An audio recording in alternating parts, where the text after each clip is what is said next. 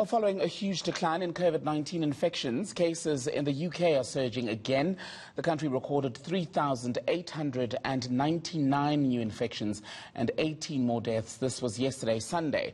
It recorded nearly 400,000 cases and over 41,000 deaths. This is altogether since the start of the COVID-19 pandemic at the beginning of the year.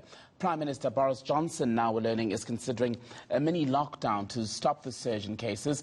Let's bring in our UK correspondent, Ollie Barrett, live for us in London. And Ollie, as we look at these latest figures climbing in the United Kingdom, we've got today a briefing by health experts who are warning that possibly by mid-October the country could see something of about, 50,000 daily cases?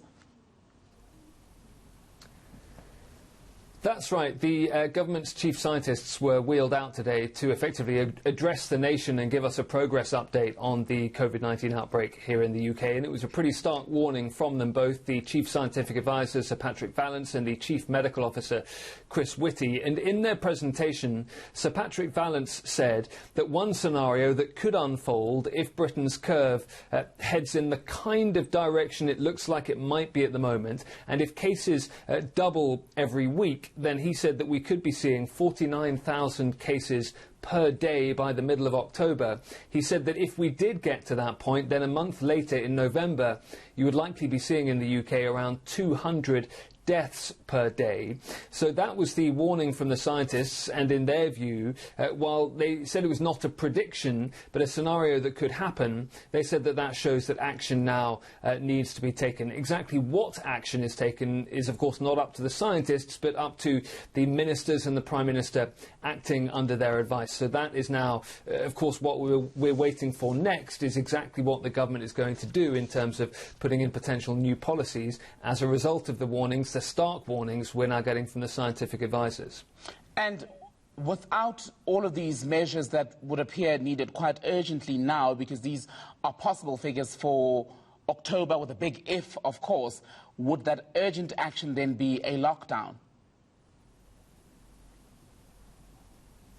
It could be something that looks not too dissimilar from a lockdown. Yes, we know now that Boris Johnson is going to give a statement to the House of Commons on Tuesday, and we expect to hear from him on the next steps. He's in a little bit of a dilemma because, bear in mind, it's only days really now since he instituted the so-called Rule of Six in England, where people are not allowed to gather for social occasions in groups of more than 6 people, indoors or outdoors. We have not yet had time since that new rule came in to see if that is feeding through into the data and making a difference. So in an ideal world, Boris Johnson would like to wait for those numbers and see if they are improving in any way. But the scientists are saying you may not have time for that given the speed with which we're seeing cases rise each day. And clearly the advice from the scientists is coming that action has to be taken and has to be pretty significant. And so Boris Johnson, although he wants to avoid another full national lockdown,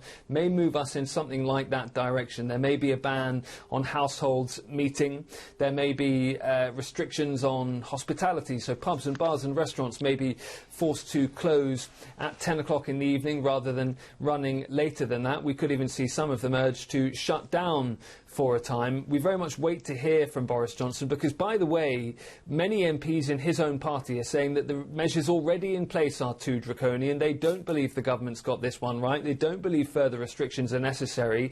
They say that some of the evidence being put forward by the scientists in the briefing we had today was alarmist and a scare story. They wonder why the curve that the scientists used to illustrate the possibility of 49,000 cases per day didn't actually follow the direction of travel that we've seen in France and Spain, which are thought to be a few weeks ahead of the UK. So it's deeply controversial what the government does next. But bear in mind, Boris Johnson was criticised by many for acting too slowly to lock down in March. So he wouldn't want to face that accusation a second time around and might therefore be minded to be cautious in deciding exactly what to do next. Final quick question then, Ali. So if cases of the coronavirus in the UK are, as we're reading, doubling every 7 days or so, how clear is the analysis of what is driving this increase? Well, one of the things that is driving the increase we heard today from the scientists is the fact that we're heading into the British autumn and winter, and that gives a much more hospitable environment for a respiratory disease like this to spread. We've also seen a huge opening up of the economy in many ways. The schools are back, the universities are going back, the restaurants are open, the pubs are open. People are socialising in quite large numbers at times. Now, the government, as I was saying, with the rule of 6, has tried to cut back on some of that, but it's been criticised by the opposition for not having done more over the summer when the virus was very, very low in terms of prevalence, to really ramp up the testing system that the government has said for months will be crucial if we are to have anything like normal life over the winter period. So a difficult time for the government now, because although Boris Johnson does want to safeguard life and try and avoid this virus getting out of control, he knows that if he does put measures in place that are very strict indeed, that's going to cause huge damage to an economy that's already on life support. Ollie Barrett, our UK correspondent, live in London this afternoon. Thank you.